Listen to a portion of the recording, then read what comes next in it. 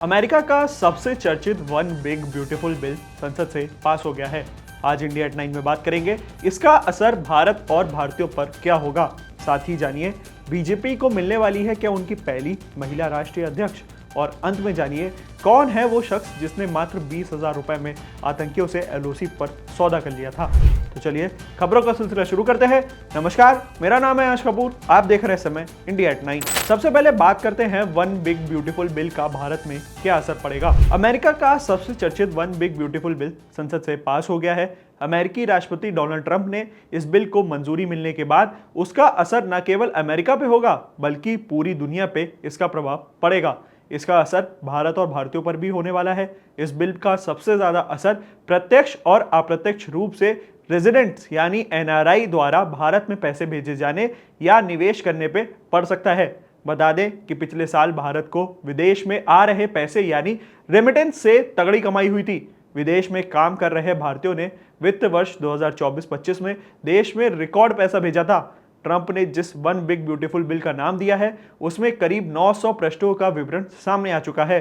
तो आइए आज हम आपको बताते हैं कि इससे भारतीयों पर क्या असर पड़ेगा और क्या यह तत्काल प्रभाव से कोई बड़ा संकेत दे रहा है।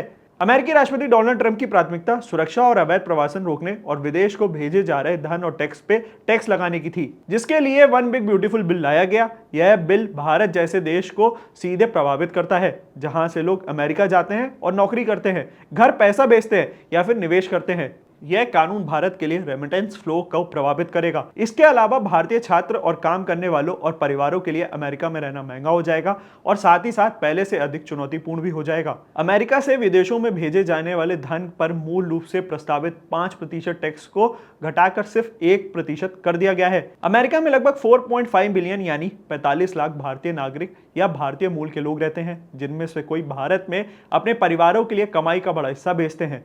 हिंदुस्तान टाइम्स की रिपोर्ट के अनुसार the guardians real estate advisory के सह संस्थापक और निर्देशक राम नाइक ने बताया कि अमेरिकी बैंक और कई आधारिक रेमिटेंस को छूट दी गई है, लेकिन ज्यादा पैसे और हर महीने पैसे ट्रांसफर करने वाले एनआरआई को अपनी वित्त योजना पर फिर से विचार करने की जरूरत है। यह 1 जनवरी 2026 से लागू होने वाला है। वन बिग ब्यूटीफुल बिल कई चीजों से संबंधित है, जिसमें से कुछ कारण ट्रंप और एलोन मस्क के बीच झगड़े भी हैं।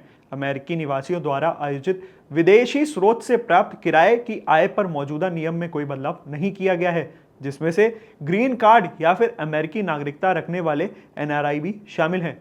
यानी विदेशों में आने वाली रेंटल इनकम पर अमेरिका में पहले जैसा टैक्स ही लगा ही रहेगा। कोई ग्रीन कार्ड धारक या फिर अमेरिकी नागरिक भारत में किराए की संपत्ति से आय कमा रहा है तो भारत में दिया गया टैक्स अमेरिका में क्रेडिट के रूप में लिया जा सकता है। एक्सपर्ट्स का कहना है कि इस तरह की आय पर मौजूदा कानून के तहत कर लगाया जाता रहता है। इसका मतलब है कि भारत में चुकाए गए टैक्स को पहले ही की तरह अमेरिका में टैक्स क्रेडिट के रूप में दावा किया जा सकता है, ताकि उसी आय पर दोहरा टैक्स से बचा जा सके। ट्रंप के बिग ब्यूटीफुल बिल से अमेरिका में वैधिक रूप से रहने की कोशिश करने वालों के लिए भी बड़ी लागत बढ़ सकती है। ब्लूमबर्ग ने बताया है कि बिल में वर्क परमिट, असाइलम एप्लीकेशन और मानवीय सुरक्षा के लिए शुल्क बढ़ाए गए हैं। असाइलम के लिए आवेदन करने पर न्यूनतम $100 खर्च करने पड़ेंगे। इसके अलावा वर्क परमिट पर $550, अस्थायी संरक्षित स्थिति के लिए आपको $500 और मानवीय पेरोल के लिए $1000 देने होंगे। इसके अलावा प्रवेश में बंदरगाहों की भी सीमा पार करते हुए अगर पकड़े जाते हैं तो आपको $5000 का जुर्माना देना होगा। साथ ही कम आयु वाले आवेदकों के लिए शुल्क में कोई छूट नहीं है। अब चलते अपनी दूसरी खबर की ओर कि क्या बीजेपी को मिलने वाली अपनी पहली महिला राष्ट्रीय अध्यक्ष। कई महीनों की तगड़ी उठापटक के बाद बीजेपी की तरफ से नए राष्ट्रीय अध्यक्ष का ऐलान हो सकता है। राज्यों के अध्यक्ष नहीं चुने जाने का गतिरोध भी खत्म होता जा रहा है।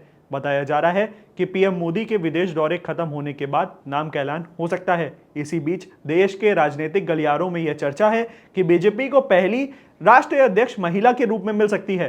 कयासों का बाजार गर्म है कि किस महिला को यह जिम्मेदारी सौंपी जा सकती है। बीजेपी के अंदर खाने से कुछ नामों पर विचार चल रहा है। इनमें निर्मला सीतारमण, डी पुरंदेश्वरी और वनाथी श्रीनिवासन जैसे नाम शामिल हैं। लेकिन आखिर में सबसे रेस कौन जीतता है ये देखना होगा। असल में जेपी नड्डा का कार्यकाल जनवरी 2023 में ही समाप्त हो चुका था। पार्टी की तरफ से यह संकेत दिया गया था, लेकिन लोकसभा चुनाव को देखते हुए पार्टी ने उन्हें जून 2024 तक अध्यक्ष पद पर बनाए रखा। इसके बाद उनका कार्यकाल फिर बढ़ा दिया गया था। इन सबके बीच राज्यों में बीजेपी लीडरशिप में बदलाव हुए और कई राज्यों में अध्यक्ष के चुनाव के बाद अब जाकर यह रास्ता साफ हुआ।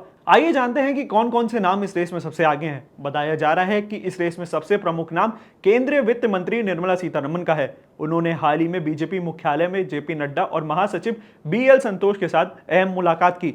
सीतारमण के पास रक्षा मंत्री से लेकर के वित्त मंत्री तक का अनुभव है और पार्टी संगठन में उनकी पकड़ भी मजबूत मानी जाती है। अगर उन्हें अध्यक्ष बनाया जाता है तो दक्षिण भारत में बीजेपी के विस्तार का भी मकसद पूरा हो सकता है। बीजेपी का दक्षिण ड्रीम प्रोजेक्ट भी इसमें शामिल है। अब बात करते हैं अपनी आखिरी खबर की ओर कि मात्र 20,000 रुपए में आतंकियों से किसने एलओसी पे समझौता कर दिया।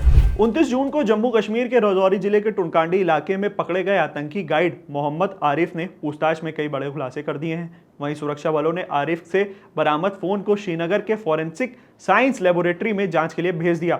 जानकारी के मुताबिक इस फोन में कोई सिम कार्ड नहीं मिला। सुरक्षा बलों का शक है कि आरिफ ने संभवतः पकड़े जाने से पहले किसी तरह से अपने फोन से सिम निकालकर फेंक दिया है। हालांकि आरिफ ने पूछताछ में बताया कि उसके फोन में सिम नहीं था। अब पुलिस ये पता लगाने की कोशिश कर रही है कि उसके फोन में क्या क्या था। इसके फोन से कई महत्वपूर्ण जानकारियां मिल सकती हैं, जैसे फोटो या वीडियो कॉल डिटेल्स, और जांच में कई सबूत भी मिल सकते हैं। इसके अलावा जांच में कई महत्वपूर्ण जानकारियां पुलिस को हासिल हुई हैं। सूत्रों के अनुसार जानकारी के मुताबिक मोहम्मद आरिफ का गांव एलओसी से केवल 5 किलोमीटर की दूरी पर है, जहां आरिफ एक नाई का काम करता था और आरिफ एलओसी के नजदीक आता जाता रहता था। पूछताछ में उसने बताया कि उसके पास कुछ अज्ञात लोग आए जिन्होंने उसे 20,000 रुपए लेकर के बॉर्डर पार करवाने को कहा। जब 29 जून को आरिफ पकड़ा गया तो उस दौरान उसने पीछे 4 आतंकी भी थे जो पूरी तरह हथियारों और गोला बारूद से लैस थे। लेकिन आरिफ ने जैसे ही बॉर्डर पार कराया, बीएसएफ सेना ने उसे पकड़ लिया और आतंकी ये देखकर भाग खड़े हुए।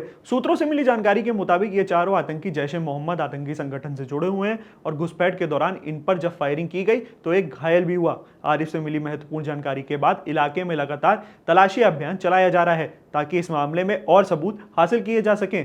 सूत्रों के मुताबिक पूछताछ के दौरान आतंकी गाइड आरिफ बार बार अपना बयान बदल रहा है। उसके मुताबिक उसके पास अज्ञात लोग आए थे, लेकिन सिर्फ 20,000 रुपए लेकर के वो कैसे आतंकियों को एलओसी पार करवाने के लिए तैयार हो गया। इसके अलावा आरिफ से जो फोन मिला है वो भी सैमसंग कंपनी का एक महंगा फोन बताया जा रहा है। सवाल यह है कि नाई का काम करने वाला एक शख्स के पास इतना महंगा फोन कैसे आया। साथ ही आरिफ ने यह भी बताया कि वो सिम इस्तेमाल नहीं करता और सिर्फ अपने आस पड़ोस के वाईफाई के सिग्नल लेकर के इंटरनेट चलाता है। सुरक्षा बलों को शक है कि आरिफ पहले भी इसी तरह की कोशिश कर चुका है और इसमें पाकिस्तानी सेना भी सीधे इन्वॉल्व हो सकती है। अब आरिफ के फोन से सही और महत्वपूर्ण सबूत मिलने की उम्मीद है। आरिफ का पकड़ा जाना न सिर्फ सुरक्षा बलों के लिए एक बड़ी कामयाबी है, बल्कि पिछले कुछ समय से कोई घुसपैठ के कौन शामिल था यह भी देखना होगा और कैसे ये घुसपैठ में बहुत महत्वपूर्ण सबूत भी इकट्ठा कर सकते हैं। इसी कड़ी में हम आपके लिए ग्राउंड रिपोर्ट लेकर के आए हैं, वो देखिए।